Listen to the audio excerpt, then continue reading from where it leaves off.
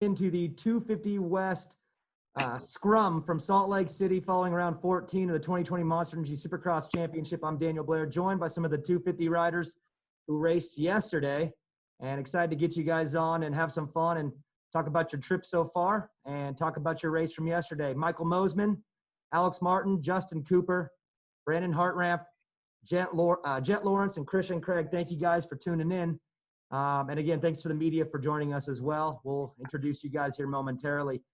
I'm going to open it up with a somewhat open-ended question. You guys had a chance to watch the first three East Coast races that were here. You saw the 450s. You kind of got an idea of what was going on, but you weren't here to experience it yourself. And now that you've been able to do one of these races, I'm just curious what your thoughts are, how it went, the racing side, the city side. Just how's your experience been so far in the first 3 or 4 days that you've been here?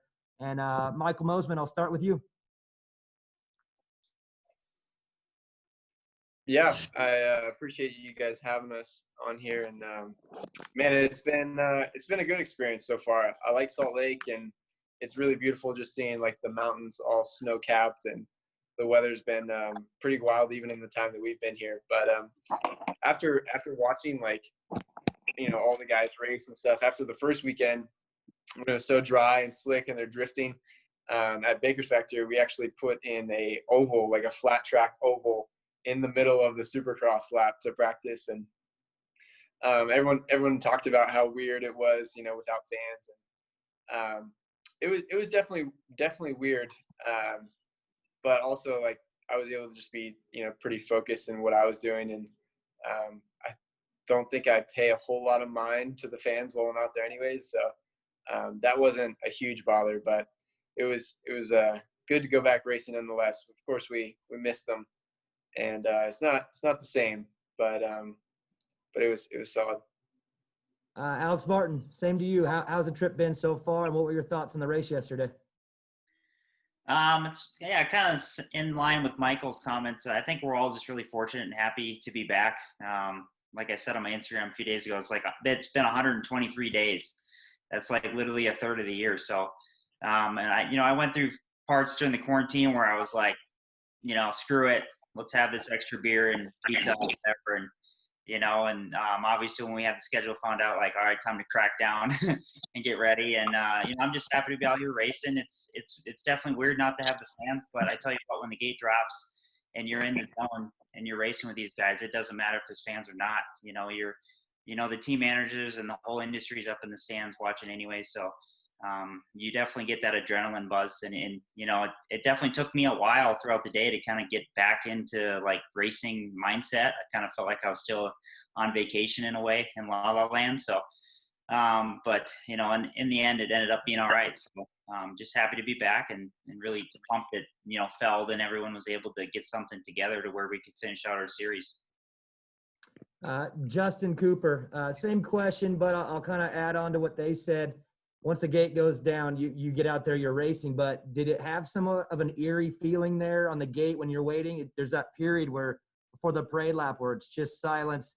How was that period for you? Like, what's going through your mind for that, say, 10 minutes or so when you're on the gate waiting? Yeah, it's just like you're sitting there listening to the flaggers like have a conversation, and you're just like, it doesn't really feel like it's a race, but deep down like this is actually like, we're going racing. It's the main event, and like championships on the line. So it's like you have to just try, and it's totally different. So it's hard to really go out there and race like it is with the fans, but it's a whole new experience and something to get used to for sure, and probably the biggest difference I could say. Yeah. Brandon Hartranft, two-part question. First off, how is the trip going so far? Been here for a few days now. Second isn't a question. It's just a thank you. Thanks for the onion rings last night. Oh, yeah, you're welcome. I don't know. It's been all right. I've been staying in a hotel. I kind of wish I got an Airbnb. But, yeah, I mean, just like what Alex was saying, like we didn't know when we were racing, so you got a few weeks. We were obviously enjoying it a little bit here and there, and then just like that, they tell you you're going racing, and then you gotta be ready as you can as soon as possible. So it's not too bad. I mean, the elevation definitely got me a little bit yesterday. I'd say after practice, I was pretty, I would say shot, but I was cramping and pretty tired already. So hopefully I can get adjusted to that for Sunday. Jett Lawrence, why aren't you in a hot tub? I thought that's what we do. Well, yeah, it's actually quite hot now, so the hot tub's kind of gone out of its usage. So, but right now I'm in Dino's car, so it's similar to that 'cause it's so hot in here. But yeah. Hey, how was it yesterday for you? Again, I mean, you're new to Supercross anyway, so this experience is new for everyone, and everything's new for you. How did it go yesterday? Just what was the vibe like, and overall, how'd you feel? I felt like the vibe was good. Yeah, I felt really good the whole day, but like practice started off really good. I was consistent with that. I think I went P3 in all like practice and the 2 qualies. Heat race, feeling good. Then this little mistake in the whoops ended up making me crash. And then come to main event, really good start. I kind of slid a little bit underneath Cooper. Then I went into Faulkner, which kind of got me a little off balance. But yeah, and that whole main event, I was struggling with trying to find the flow, and I wasn't pushing much.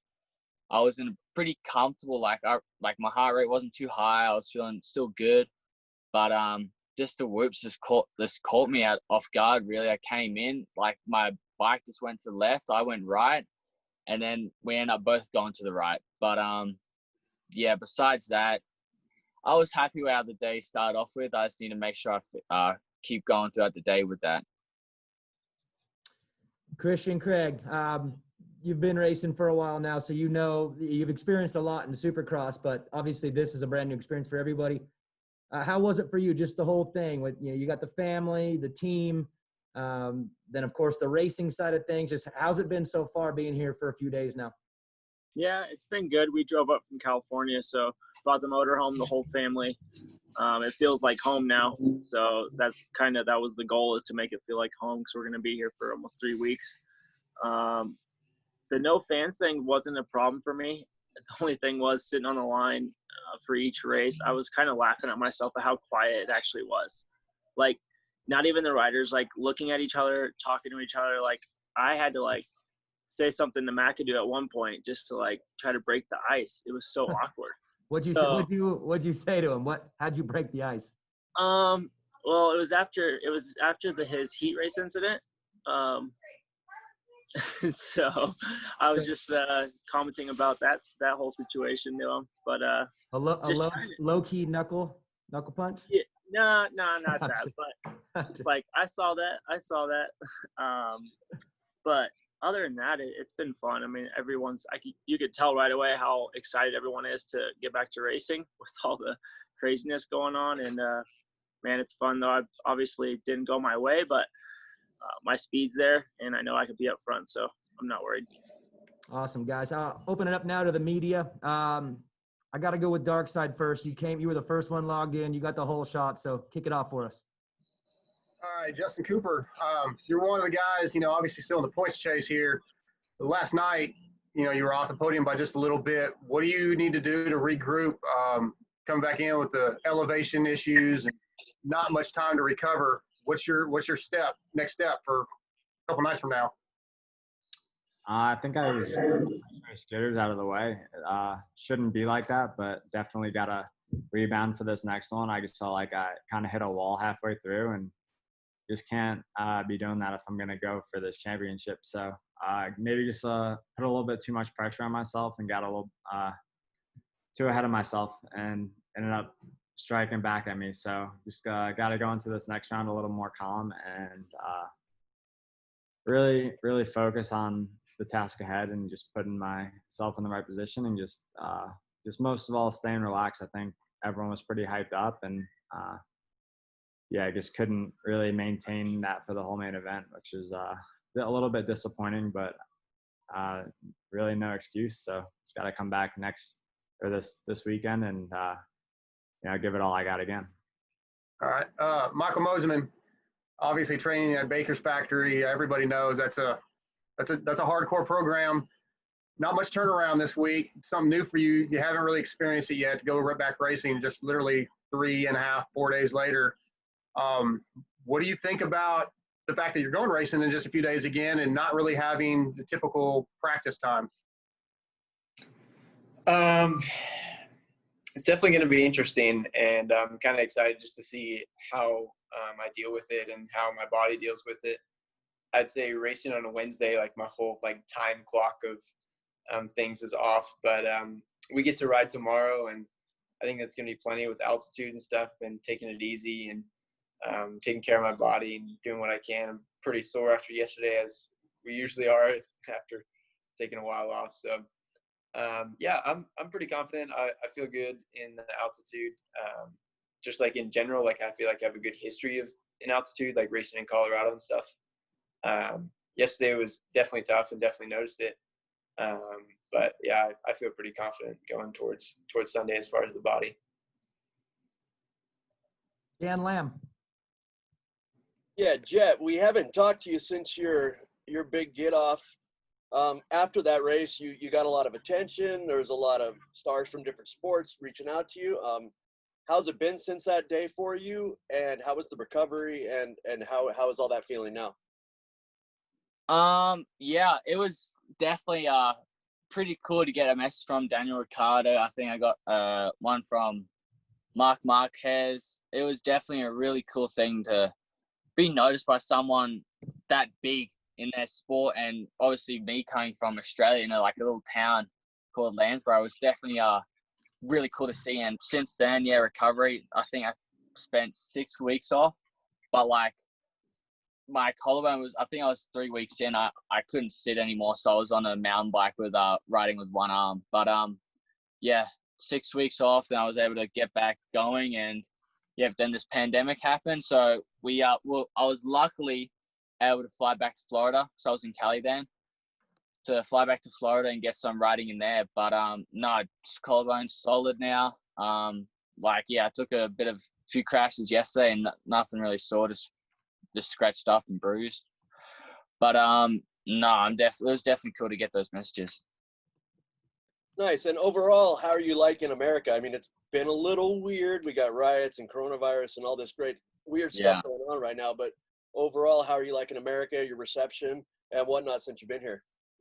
No, it's definitely, the first year was definitely cool, and like I got used to it. But yeah, this year it's sucks, but it's life. It's hard, but I'm just trying to stay positive with all of that. And yeah, it's crazy how all this rioting's going on. I've definitely seen some like memes and that stuff on Instagram of like history book from 2000 to 2019. It's like really small, and then it has the history book of 2020. It's like massive. Just, it's crazy. This one thing happened, and after that finished, straight after another thing. But no, I'm liking America. It's definitely in Florida. It feels like home. I've moved in there, and no, I'm definitely liking it. Nice. And Michael, you in the heat race, you were flying, going toward the front, aggressive pass there, or aggressive attempted pass on McAdoo. Can you talk a little bit about that? Yeah, no, I felt good in my heat, and I was thankful to feel good. Just was a little bit managing the race at the beginning. I made a couple like kind of hairball moves, but I ended up in third, and then shoot, they got into it with McAdoo and Ferrandis, and then there was like a couple laps where McAdoo and I were kind of like at a little stalemate, and no one really catching one another. But then I was like, I don't know. I vividly remember going down or across the start straight before the finish, and I was like, I want to catch him. And yeah, and so I was able to catch him, and he made a mistake in that rhythm. That all day going double and then double across the start was really tough, and I was really impressed with a lot of these guys getting it consistently. But I was like, they were making some mistakes with that, so I stuck to the single and then 3-3-1. And yeah, he made a mistake on it. I saw my opportunity, and then I kind of was just like threw it in there, and yeah, that was a bummer deal. I should have just like hooked the turn, but I kind of surprised myself a little bit and really launched in there. And so it was a bummer deal. It's definitely my bad. Like definitely there's no malicious intent to take anyone down. It was just throwing it in there. But it's a bummer deal, man. It cost myself a lot of money, so that's okay. It's all right. Get him next week. Nice. Steve Giberson. Alex, you've been around for a while, so what's it like to go from sitting on the couch to we're down to the end of the season and it's time to really go for it? You're fighting for positions at the end of the season. Yeah, I'm not gonna lie, it's a little weird just to have that much time off and then come back and be on point. Yeah, I felt a little rusty throughout the day, especially in practice. I mean, honestly, after looking at like East Coast the last few weekends and then seeing like practice lap times, like there's a lot of good guys in the West Coast. The time there's a lot of good guys within like a second or 2 seconds. I think I was like 10th or something in practice. So I was a little frustrated with that. And then the first heat race, that was just like complete carnage with the mud and everybody crashing, taking each other out. Ferrandis, endos over the bars up the triple face. So, I was in the main event. I guess that's the only thing all day that get paid points, and that's where we earn our paycheck. So I was happy that I was able to kind of put things together for the main. Obviously, we still have some things to work on, but honestly, just to get through the first one and kind of put the rust off, I felt good to just leave there with a solid moto and be healthy. And, we have one more race left, and then we have the East-West Shootout. So we really don't have much racing left before we hopefully go race outdoors. But, I hope to really finish on a strong point. And Christian, you mentioned, Ferrandis's issue over in front of the triple. The inside of that corner was so open. Were you actually surprised that we didn't see maybe a little bit more of that? Yeah, that was a good spot, but most of the guys were going inside anyways. So a couple of them were just jumping to the outside, but I caught that in the corner of my eye, and I was like, right away, it just brought me back to A2. So I was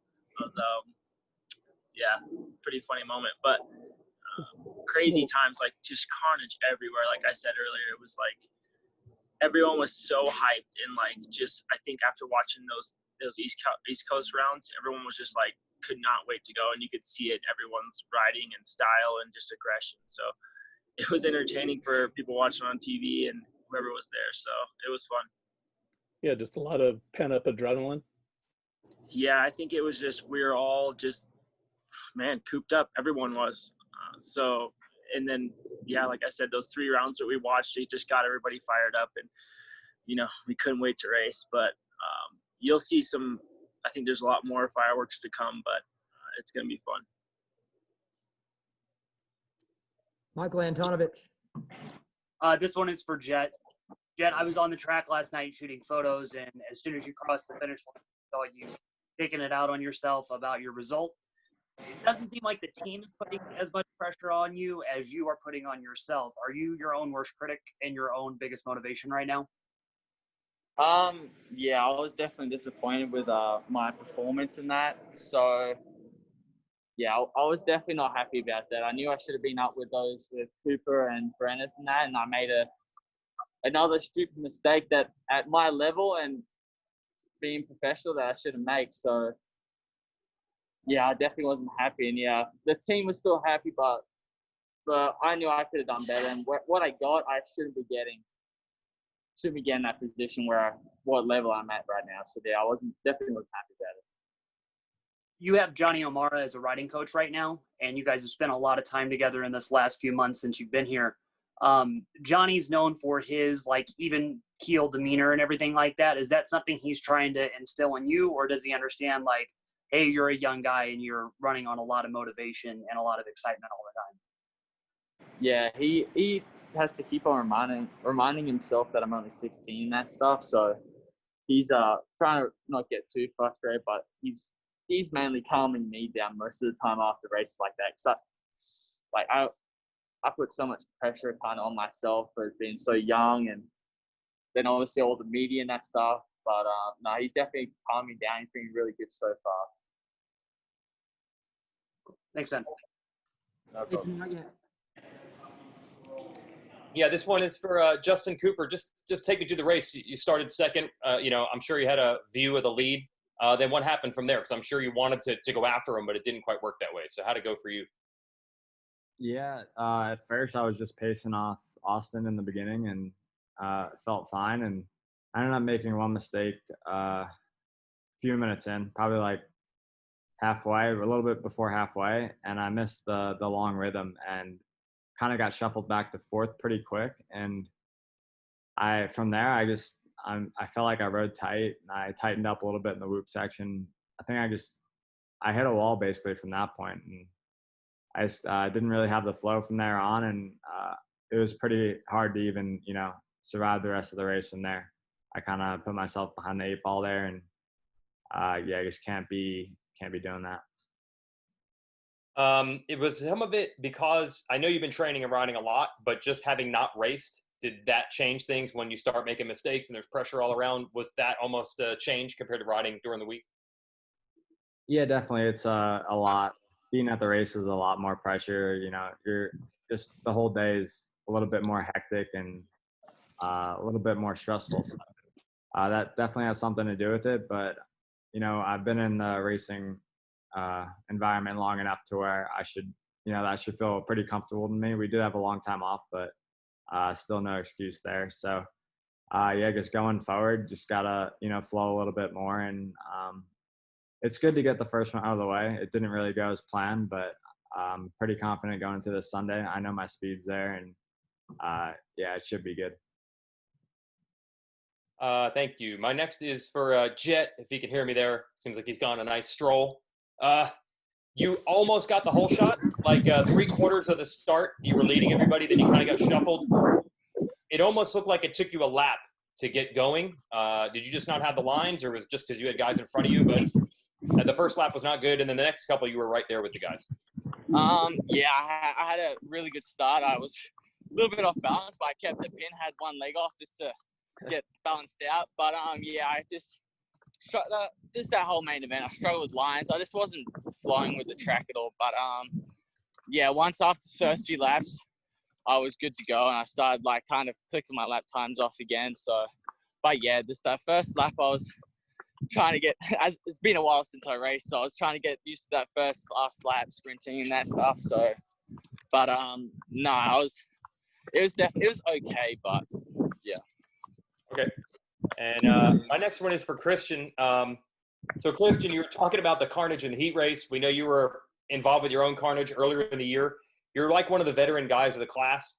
Do you sometimes look at the 450s and say, man, I wish I was racing with those guys, because the carnage doesn't happen as much there as long as you're not in the LCQ. Does that run through your mind? It actually did yesterday during practice. I don't know why, but the intensity was crazy yesterday in time qualifying. Like, we were just going back and forth. Like, the top 4 or 5 were just going at it. And, like, I was pushing it to my limit in qualifying, and I'm like, how am I 4th? Like, that just didn't make sense to me. And then I would go out and watch 450, and, like, everyone kind of had their own little part. And I don't know, they all kind of seemed like they knew what they were doing. Like, where in 250s, I was just wide Clyde, almost hitting people to get a good lap. But, man, that's just how it is. I mean, I think, that's what I chose to ride 250, and that's what I got to deal with. So it's part of it. Okay. Dark side, back to you. Hey, Brandon, currently 5th in points, I believe, 4th in points right now. New team this year. Are you fairly happy with your season so far? Where you're at, or I know you expected more, but how do you feel about the season as a whole? This year I think I'm doing about as good as I can be. I mean, I'm not expected to really win right now. I'm expected to be the top 5 to top 3 guy, and I've been right on the bubble with that for about every race. But team's been happy. We're all been really happy.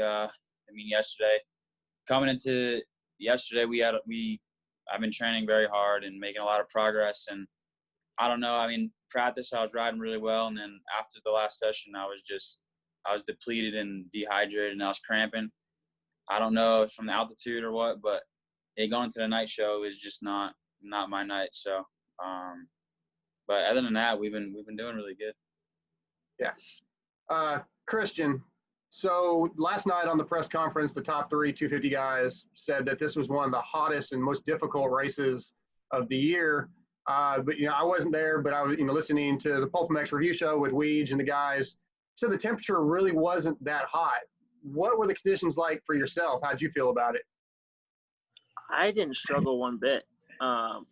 Every time I come up here and race, like in 17 and 18, I just don't have a problem with altitude. So I felt better as the main went on.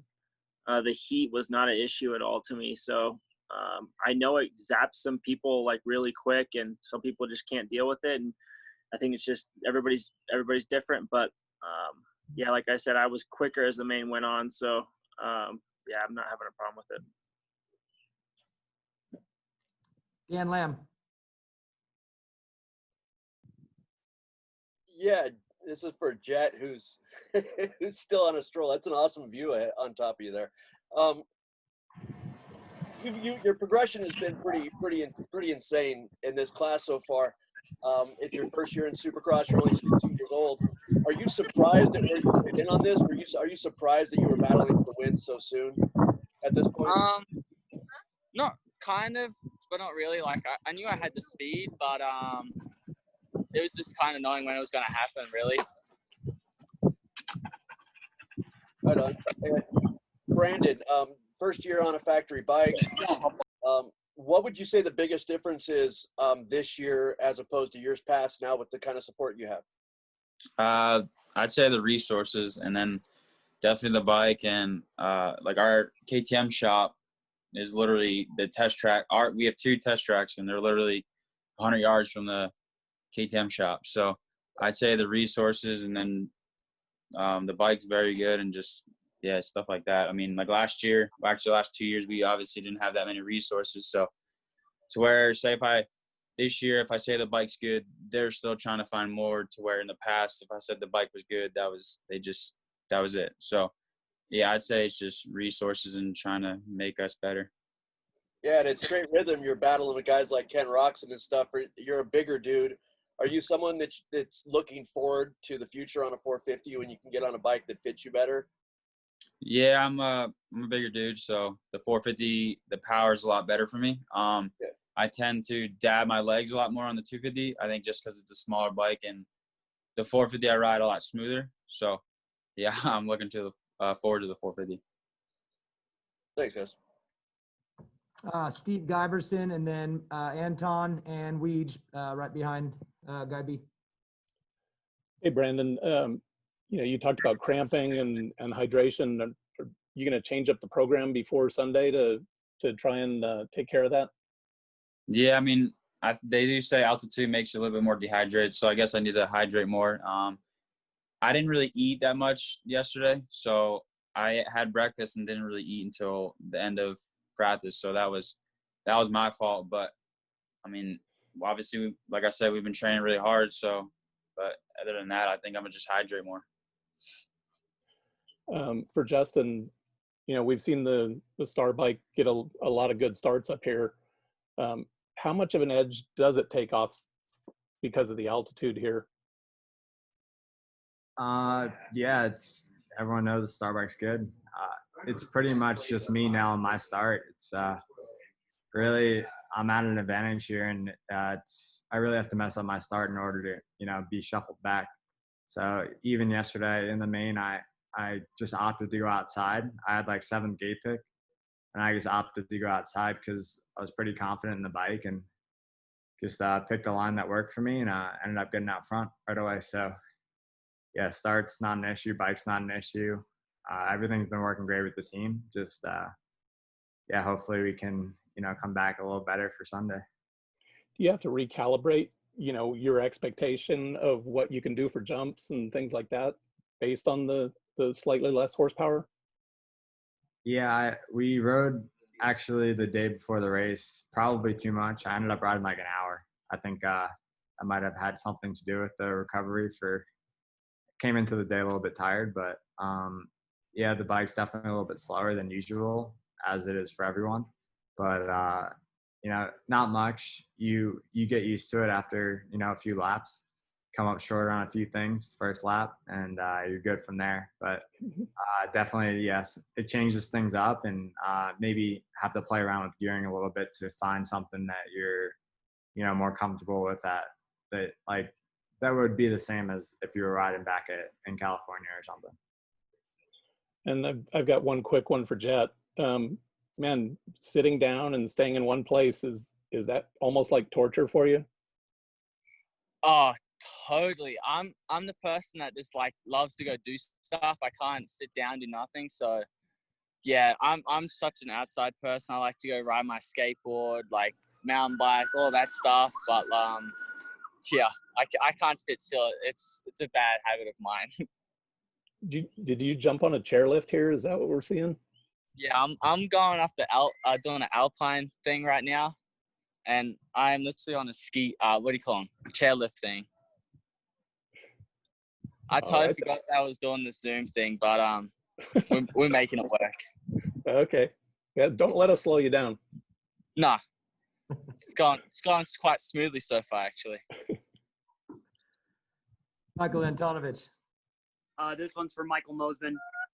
Your riding style is pretty different than other guys in the 250 class who tend to rev the bike a lot, pretty much over every single jump. You, on the other hand, stay low and in the bottom end of the power. So is coming up here a big difference for you, or is it okay because you're not already on the limit of the bike and what it's doing already? There's like a little bit extra for you to uncork. Yeah. I don't know. I think in the past I've found that like in altitude that I've done well with the bike, and maybe making more of a slower bike. I think it's been a strength of mine, and I have been working on getting like more higher revs for certain things, and to be a little bit more aggressive in like my riding style to really get everything out of it. But yeah, I think it's an advantage for me riding in the low RPMs and not like maxing out the bike in normal elevation, so that I even have more now that we are a little lower on power. Mm-hmm. Okay, for Alex, a similar question. The Suzuki, I mean, it's been kind of, unfortunately, the butt of a lot of jokes in these last few years, but you guys have developed a really good package at JGR. I mean, the bike's been competitive and you've done really well. Has it been that big of a detriment to come up here at altitude, or have you guys figured out a really good baseline setting? I mean, I'm not gonna lie, I was a little nervous coming up. I was like, obviously don't have a lot of R&D up at altitude. So, but we broke the race bike in the day before on Tuesday at a little local track. And I was actually pretty surprised. Like, it seems like JGR guys, Dean Baker, they did their homework, and, gearing wise and jetting or, EFI, and the bike was pretty dialed in. So, and yesterday, yeah, I thought we were pretty good. We were up front on the starts. I was able to start in second gear, so I was pretty pumped with that. I totally thought we'd be first gear. So just that simple fact, and we were able to do one of the guys was saying after the Supercross triple, you go 2-2, 3-3. That rhythm was pretty tough, and I was able to get it pretty consistently throughout the day and in the main. So yeah, I feel like the horsepower is there. Obviously, being like 135 pounds, that helps as well. So. Jason Wygant. Yeah, Alex, same thing I was saying to Christian. You've been around this class for a long time. Do you shake your head almost a little bit when you're in those heat races or those crazy battles and you see these guys going nuts? Everyone's talked about how intense they were with the first race back. Were you surprised at some of the stuff that you were seeing? Yes and no. Like, I guess was it the first race at East Coast in Salt Lake City? I knew the track was really dry and they watered it a ton. And so I figured, I mean, it's a day race. The sun's baking it all day. Like, the only way it's going to be good for the main event is if they water it heavy for the heat race. And we're the first heat. Actually, when I qualified where I was and I saw I was in the first heat, I was like, dang it, because I knew it was going to be terrible. Yeah, I was just kind of riding around trying to stay up. I mean, it was so hard to even just hit some of the corners. But it's entertaining, I guess, watching these little guys just knock each other out. And one more. So Justin, you said that maybe you rode a little too much. How are you planning on playing the riding in between races, at least between now and Sunday? Because you got more time, a lot more time for the third one. Yeah, so my East Coast teammates are going to a track tomorrow. Did a little bit of a light recovery mountain bike today, but still gonna make the call on riding tomorrow. It has me a little bit nervous, but yeah, I think I might go do a little bit of riding, not much, and kind of do like a recovery day. I guess the Saturday before. So not really set in stone yet, but it's kind of up to me whether I want to ride or not as far as tomorrow goes. But if not, just do something, like a mountain bike or something. And yeah, I just want to come in more recovered and ready to go this next time. Last question, Dan Lamb. Yeah, staying with Justin, you're one of the definite favorites going outdoors later this year. How much outdoor riding did you do between the time off we have here, and what's your plan after Supercross when to get back into it? Yeah, as far as outdoors goes, I'm ready to go if we were to start tomorrow. We have a lot of time on outdoors because we really didn't know what we were doing as far as Supercross goes. We thought we were gonna be doing outdoors first, so we got a bunch of time on that. All the testing's really done there.